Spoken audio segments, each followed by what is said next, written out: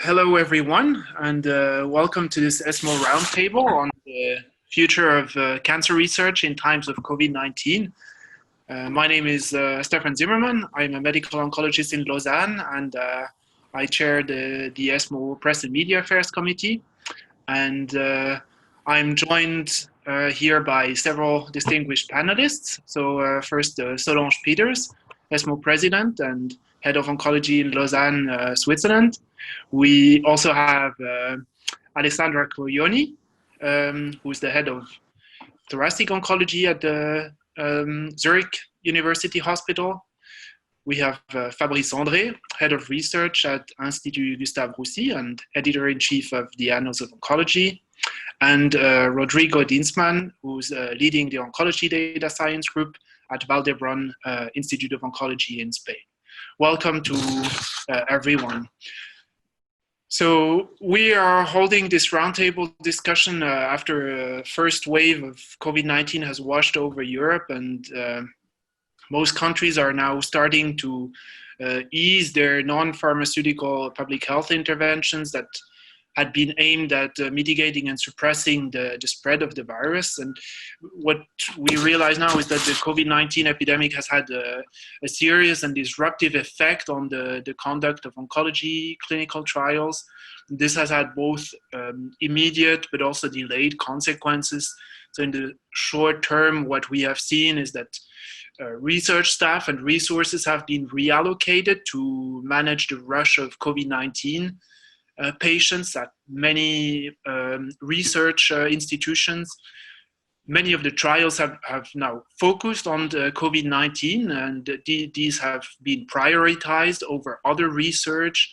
And some research activities have simply been stopped or canceled. So I'm thinking about site selection, qualification, source data verification, drug accountability, site staff training, etc. So this has really led to a sharp reduction in recruitment and in the launch of new studies.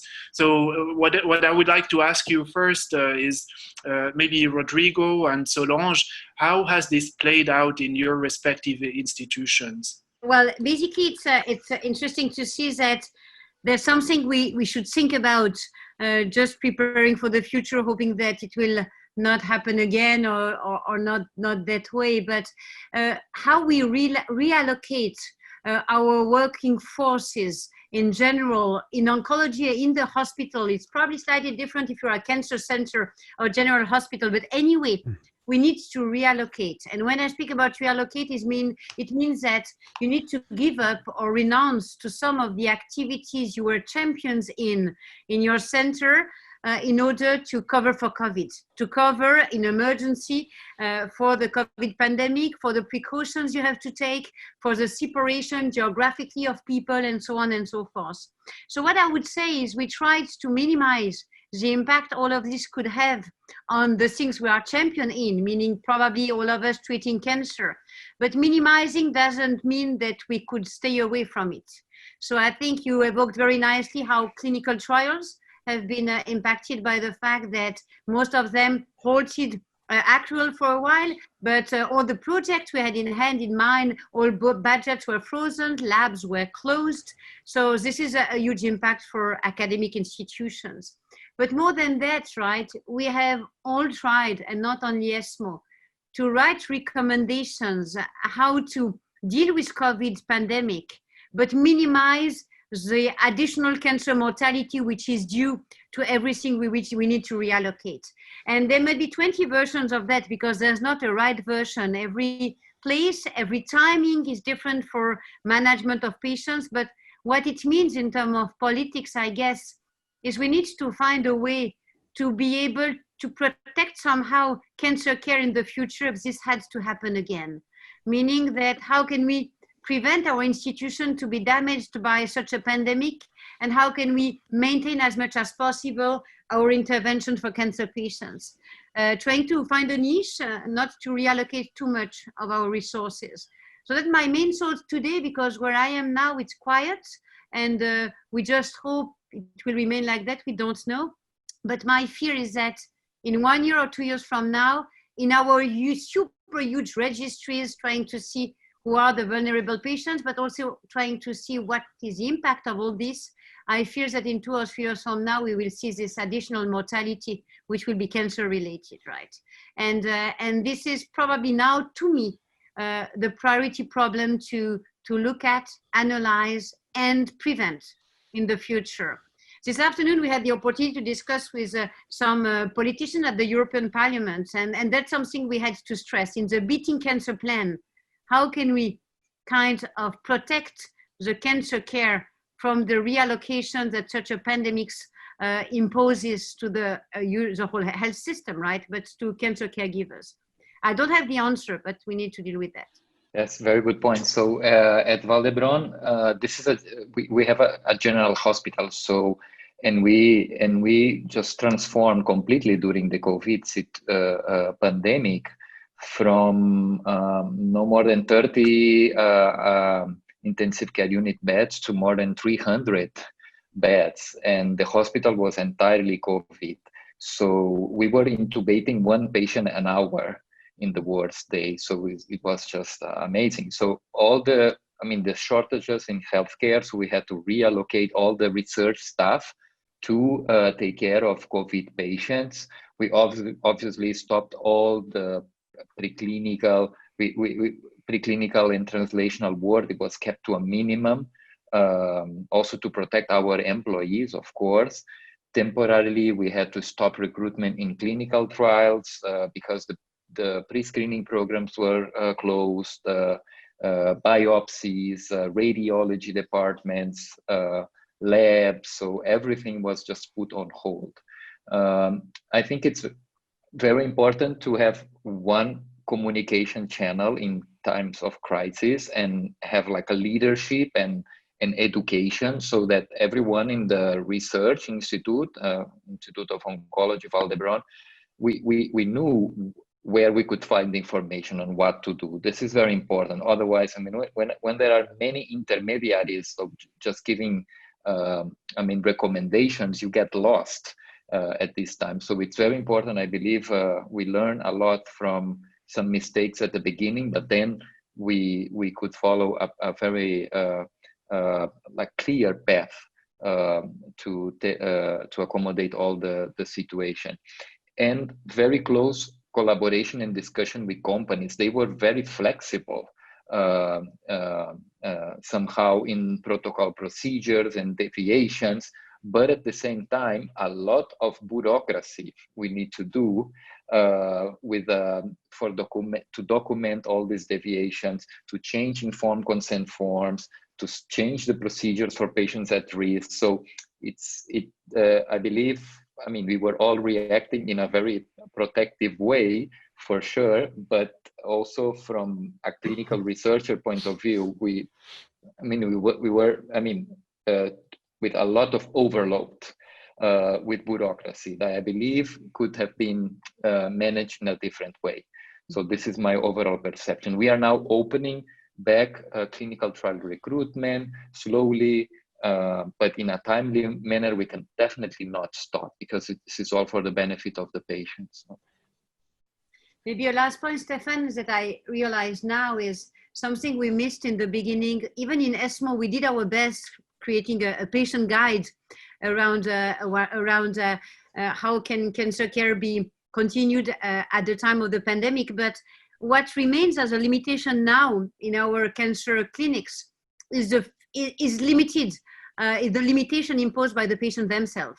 They still fear to join the hospital. Some of them just cancel appointments because there is still this fear or belief that it might be more risky to come to any of our structures than probably staying at home. So some of this is true based on what we know from literature, but if something like that has to happen again, we need really to be able to reinforce the message of I would say safety that we put in place everywhere we are, in order to be sure that part of what we miss or what we lack in our cancer care is not related just to anxiety.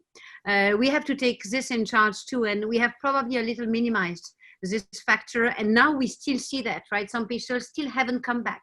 So that's really something which is challenging. maybe Fabrice, can you maybe elaborate on this? Because what we have seen is that in times of crisis, we have started to use more efficient ways to conduct clinical research. So we were using virtual supports for our patients. So we instituted remote monitoring and training that had not been done before in any significant way. And we have also been imagining alternate ways of distributing study treatments to our patients.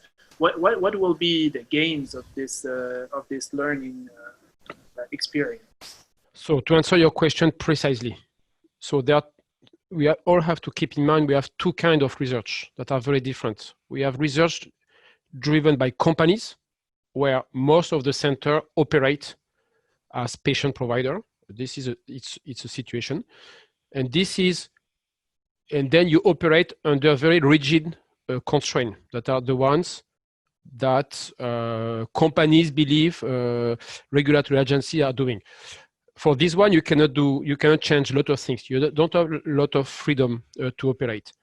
For academic research, we are going now with digital system. It's the perfect time to implement what you are telling, meaning digital monitoring for patient. Okay. Having said that, I think we all have to realize something, is that even for academic research, the cost of our clinical research is far too high.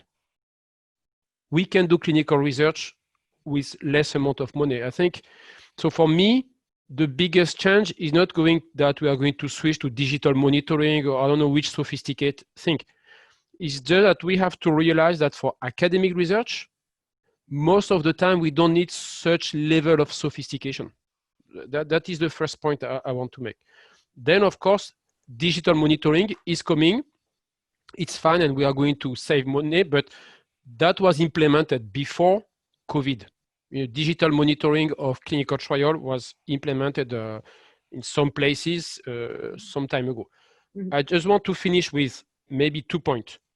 First one, we don't know exactly what is going to be the impact of COVID on cancer research, or I would say on the funding of cancer research.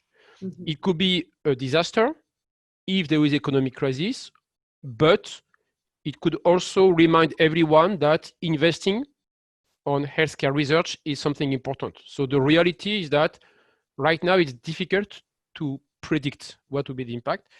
Second point, again, we all have to keep in mind that the two major discoveries in the field of cancer, PD-1 and PARP inhibition, were done by two people who did not have so much resources, Dr. Honjo and Dr. Helede. So I think it's time also for us to rethink the way we are doing research and maybe to go back to some clever idea, innovation. And to be innovative, you don't need money. You just need to have a brain. And I suspect maybe having a little bit less money in some places would force people to be more innovative and more creative. Having said that, of course, we need a minimal amount of resources if we want to move forward the cancer research, especially for clinical trials. So, Alessandro, I was curious to hear your thoughts about this. We saw this open letter from Cancer Research UK that are severely struggling with their fundraising. Of course, it's more difficult to do some forms of fundraising during a time of social distancing, but they reported that they expect a reduction of at least 20 to 25% in their income this year, and are already planning the diminishing funding for certain projects and reallocation of resources. They are funding about 50% of the research in the UK. How do you see this impacting both basic research and clinical research?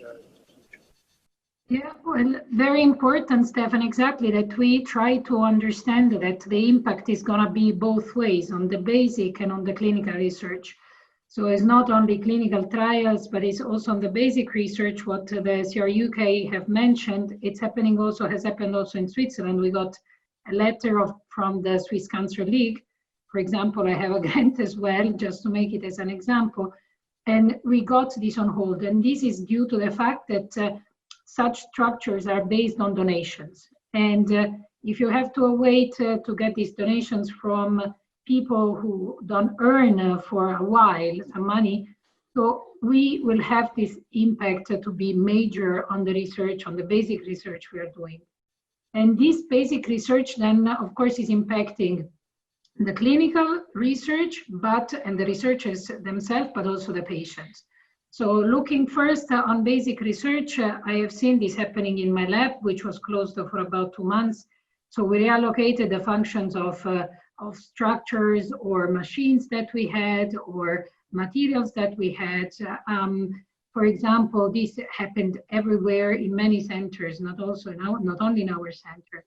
As you will see that researchers, for example, PhD students couldn't work in a lab for a while, and this for a period of time of 2 months, of course, it can hamper the research on the long term. Think about just practical and in vivo experiments.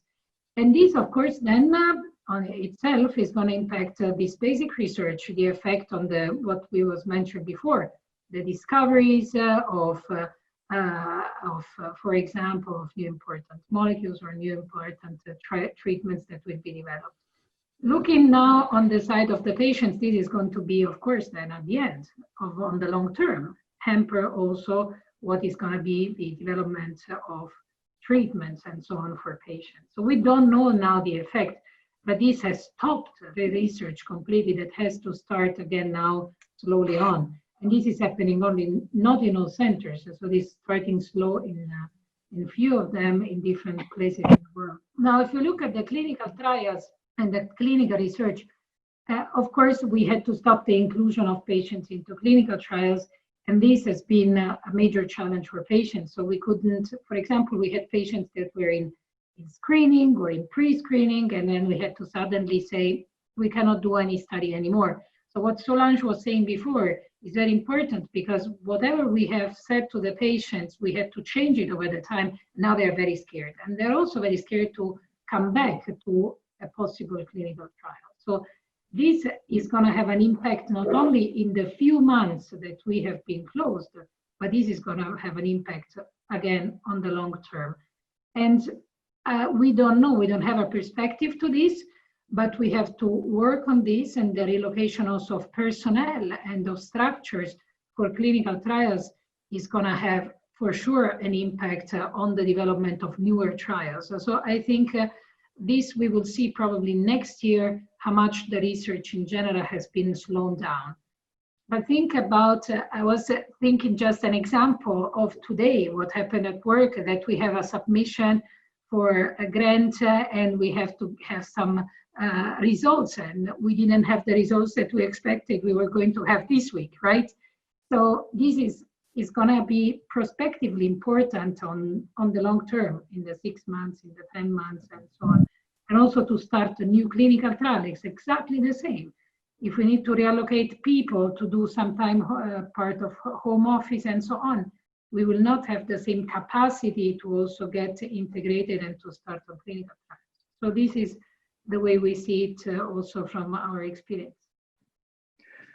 So I think I would like to add, and also commenting on Fabrice's point on reallocation of resources, and from an academic research perspective, I think that we will need to be more efficient, because definitely the investment in non-communicable diseases will, globally will reduce. So we need to be more efficient. We would need to be more selective. I think we have an opportunity as academic researchers to boost investigator-initiated clinical trials, because they are more agile. We need to change our model of doing research, and pharma companies can just come together. I mean, we may need to change or take out some intermediaries in the step, like CROs sometimes, that don't add much to the entire drug development path. So I think there is definitely an opportunity to do like a mindset change and a model change in clinical research. And we have to take this opportunity to streamline the regulatory process, less bureaucracy, invest more in like pick the winners in our gut feeling of really picking the winners and not doing repetition of research over and over. And I think it's a good opportunity, but it's on our job, really to make it happen. I hope so too. I must say, to be very objective, we have been learning things. We've been learning how to fast have running protocols and clinical trials, randomizing patients to multi-arm trials with an ethical committee and an accessibility to the trial in 1 month or 3 weeks. We've been learning that. So we know we can do better than usually for ISS trial. However, it's also a time where we have been seeing the limit of science. What is real science? What is data? How data might be reliable? Not only because we have now access to publication and we look at them before they have been peer reviewed, but also because the best journals publish Kaplan-Meier's which are wrong. So it's quite important to keep this in mind. We have been seeing some advances and some real challenges for the future about the quality of science. And we have been negotiating with the quality of science in the recent times. And we have been exposing patients to wrong science. I think at some point we will need to think about it. But for your perspective of academic research, yes, we have improved our efficacy, efficiency, and ability. You told it's more agile. Yeah, probably we're more agile now for that. But all the states around the world have been affected by lots of unexpected amount of money to be given to the society just to recover from the pain of COVID, just being employment, just being social security, and being everything which will try to give provide a certain net for the population and the weakest. So I would be pessimistic in the fact that what was going down recently and currently, which was the money which is attributed to academic research, might go up. I don't think so. I think by force, many states, including our rich Switzerland, will not be able for a certain period of time to adapt to an environment where the desire doesn't match the finances.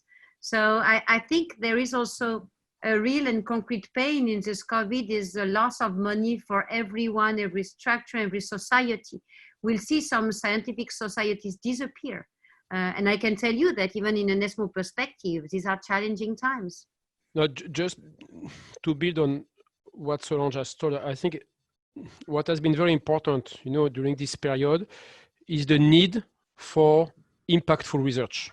This is an extremely important thing. Sometimes researchers are doing research for the beauty of life, or even sometimes we learn, the value of negative clinical trial is important. No, this is not true. The only research that matters is the research that has a measurable impact on the society. This is important. And I think it has been a wake-up call for a lot of people doing research that you have a healthcare crisis and the need for immediate, impactful research. And I think we, as cancer researchers, we all have to keep this in mind. A paper is not a deliverable of research. A paper is an intermediate endpoint of research. A negative trial is waste of money. This is the reality. So we have to, that must be a wake-up call for cancer researchers to be more effective when they run trial, or only to focus on what can be positive and have impact. Second point, I think by nature, I'm not so pessimistic. If I take the financial crisis, because the issue is the financial crisis, I would say.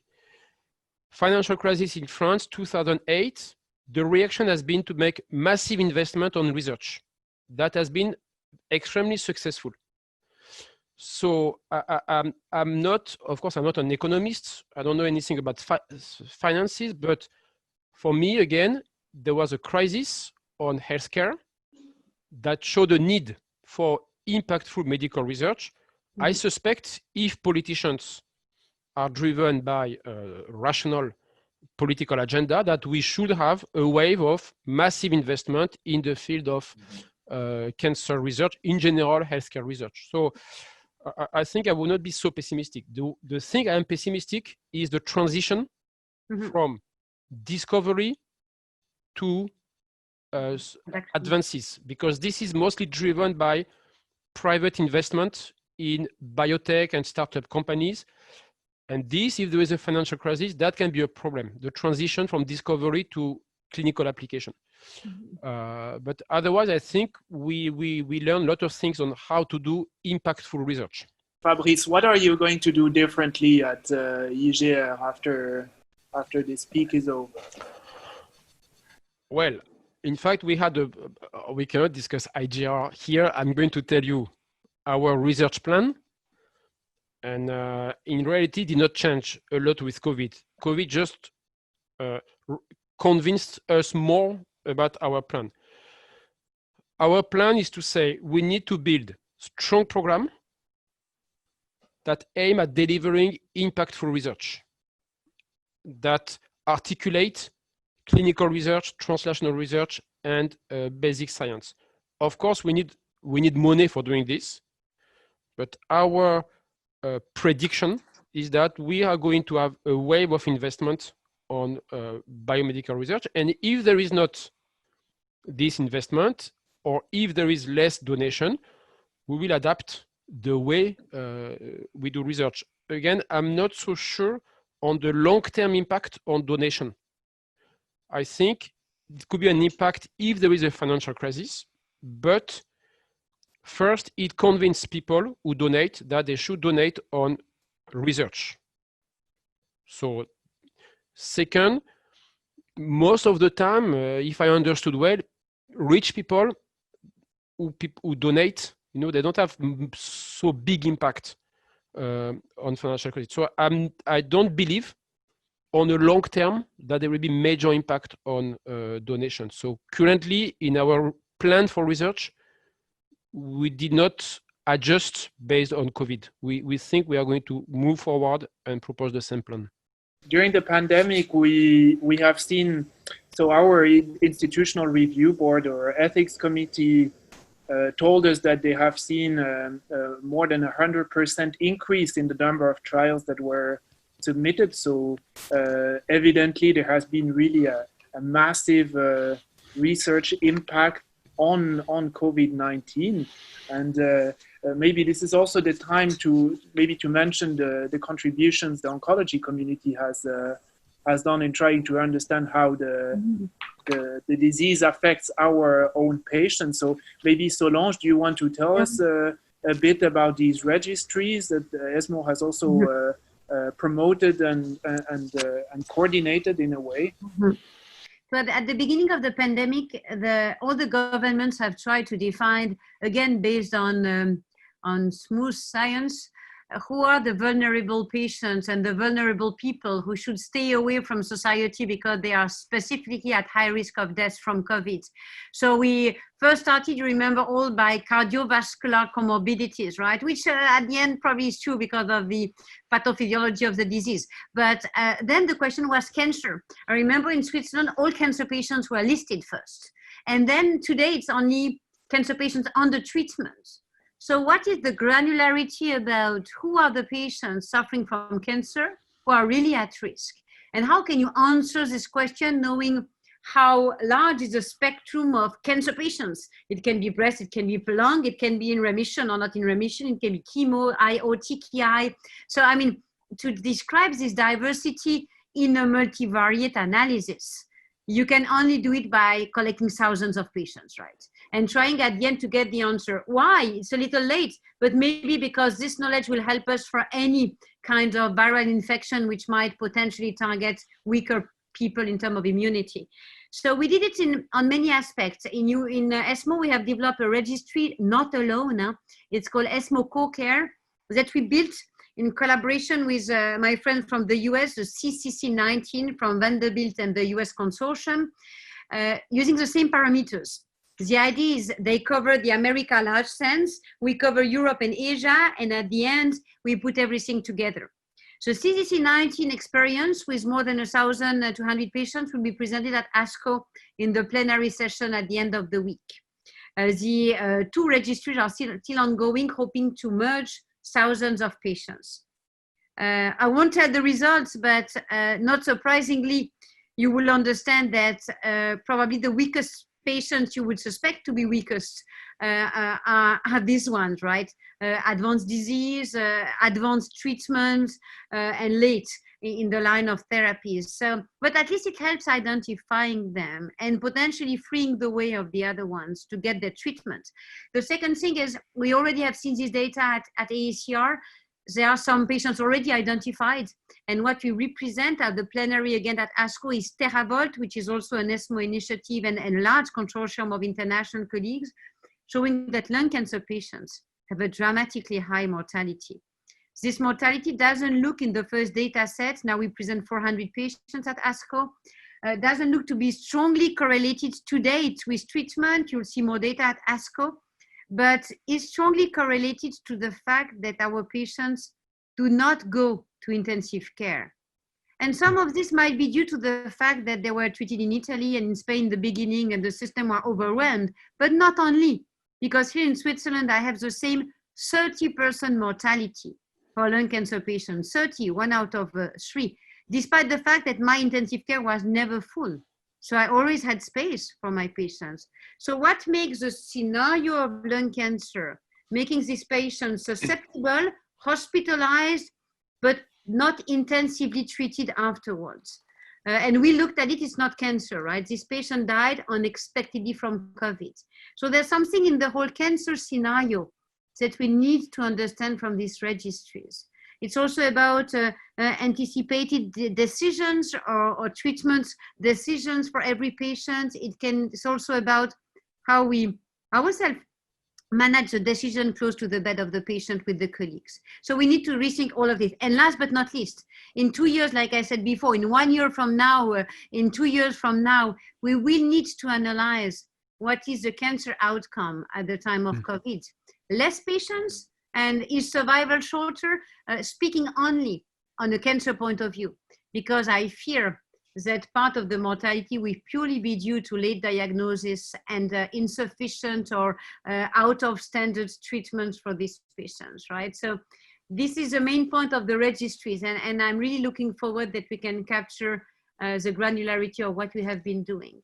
As we have the same experience here, mortality is close to less than 100 cases, but mortality close to 30% and highly related to age and comorbidities, not an advanced disease. So it's not the like 80% of the cancer patients we see on a daily basis. These cases are managed in a very similar way to other populations, not without cancer in our experience. But obviously, we need larger studies and cross-institutional studies. One question, Solange, would it be possible to understand if this patient didn't go to the intensive care unit based on medical decision or patient's wishes? Because what we encountered as a major problem is that we have many patients with advanced stage of disease who already decided here to say, we don't want to go in intensive care unit, whatever is going to be, whatever is happening to me, if it's COVID or cancer, whatever. But we have also other situations where we know that due to rules, these patients were not prioritized to go to intensive care unit.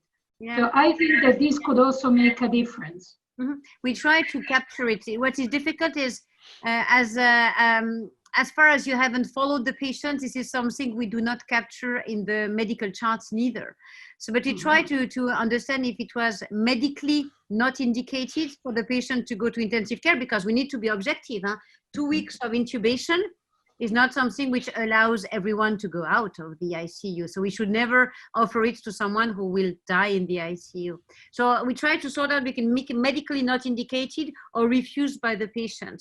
But that's really something difficult. And also because we need to understand that what we call advanced cancer plan for every patient, asking a patient, what do you want to happen, or the medical community to propose to you in case cancer is going badly, or we don't have any opportunities of treatment for your cancer anymore, is not the same question as what do you want to do against an infectious disease. So we have to be very careful about it, right? So all this thing has to be revisited, because advanced cancer plan applies differently for an acute story as compared to a long medical cancer history. So I really think that in terms of resilience process, we need to evaluate how this has been followed. You know, Stefan, I just want to emphasize, sorry, it's not exactly the same stream and topic, but I want to re-emphasize what Rodrigo was saying. The level of infrastructure and bureaucracy in 2020 to do academic research is totally crazy. So I think people should seriously think of reducing dramatically this burden. We have GDPR, we have DPO, we have totally strange things that recently occurred in the landscape of academic research that must be cut now, because otherwise we will not be able anymore to do research. So I think the question of cost of academic research is totally independent to COVID. It's a trend of bureaucracy that has emerged in the last 5 years that now has become the point where no longer academic research can be done, again, irrespective of COVID. It's just a burden of bureaucracy that has emerged lately and create too many costs, in fact. What I can say, because I've been following also my colleagues in Brazil, and the regulatory process for a clinical trial there, it could take about 2-3 months. And during COVID times, it just went down to less than a week in some cases. So it was amazing, obviously exceptional times, but just to say that maybe like we can do better on like outside also a pandemic situation in terms of regulatory aspects. And I was curious to know, Fabrice, your opinion about in line with what we were saying about the quality of the research and having really impactful research. What do you think about this open access and fast review process for publications, and maybe accepting other sources, not clinical trial data, as evidence to make actions and make recommendations? So what is your overall thinking, and how Annals of Oncology, for example, is dealing with this? The general question is how to disseminate research. What we have seen recently is an increase on non-peer-reviewed, of dissemination of non-peer-reviewed research. Mm-hmm. Okay, let's come back why there is peer review. The peer review and what they are, peer review is always to improve a manuscript and to say that there is no obvious bias in the paper. So peer review avoid people to pay resources to do this job, because you can imagine that VHEO could pay 2 people to make the peer review of the preprint. Okay. Second, peer review improve the manuscript, and the journal somewhere allow you to rank the research even if it's not the purpose. Okay, so all these things allow you to spend 1 hour per week reading things instead of 20 hours, because everything is already done and on the right format. So I think the question of a jungle of preprints and non-peer review is just going to change the way people are assessing the manuscript, and maybe in the future we will pay people for doing this job of review, you know. Then the question of deliverable of research is another question. What is a deliverable of a research program?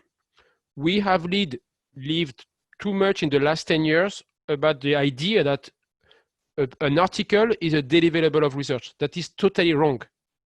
The deliverable of research is knowledge, and in the field of medicine is impact on society. Papers are here to generate, to disseminate education. Is totally different objective. And the problem now, we are merging the two. We believe an article is a deliverable of research. That is totally wrong. An article is here to disseminate education and allow colleagues to better treat the patient, or researcher to know how to better make experiments. So I think we are mixing up a lot of things. And the role of a paper is to educate and to generate knowledge and to inform. The role of research is to improve, to have impact on society. measurable by survival, quality of life, economic impact, I don't know what. So I think we will see. We are a little bit concerned, to be honest, by the emergence of many stakeholders in the field of wild scientific dissemination. Tomorrow, anyone can open a digital platform, make an interview of 10 KOL, and disseminate something that has not been peer-reviewed or that no credibility. And you can open your digital platform tomorrow, and you can even create a KOL who does not exist, in fact. So I think this evolution is quite I think, a matter of concern. We have reached the end of the roundtable, and I'll just wrap this up quickly. To summarize the themes that we have discussed, we have discussed the disruption of clinical research during the times of COVID and the impact on all aspects, patient care, data integrity, etc. But we also discussed maybe the positive things that have come out of it, and finally the realization that we can do things in a more efficient way and sometimes faster.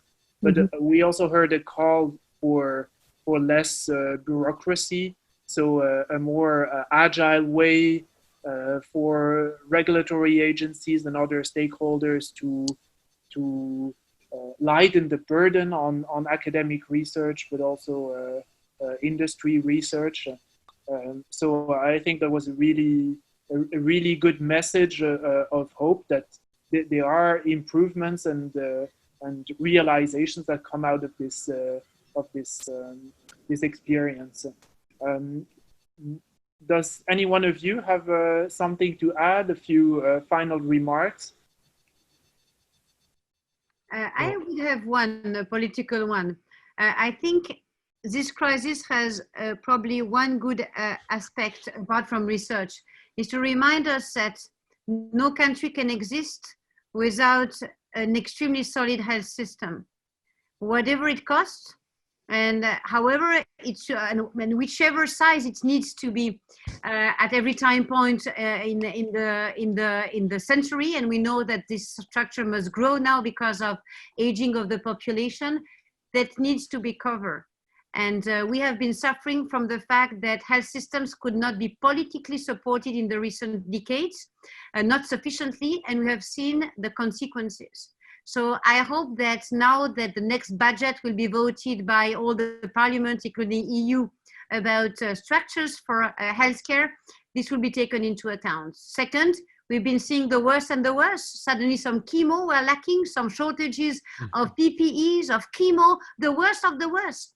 So how can we make it a priority that when we meet the catastrophe of COVID, we don't meet all the catastrophe of the health system, of shortages, of the lack of masks, and so on. So I think in the political arena, there's a lot of work which is not in our hands, but needs now to be covered and in emergency. Okay, so that will be our call for action. And on this note, I will close this roundtable. Thank you very much for attending and for this interesting discussion. Thank you. Thank you. Thank you.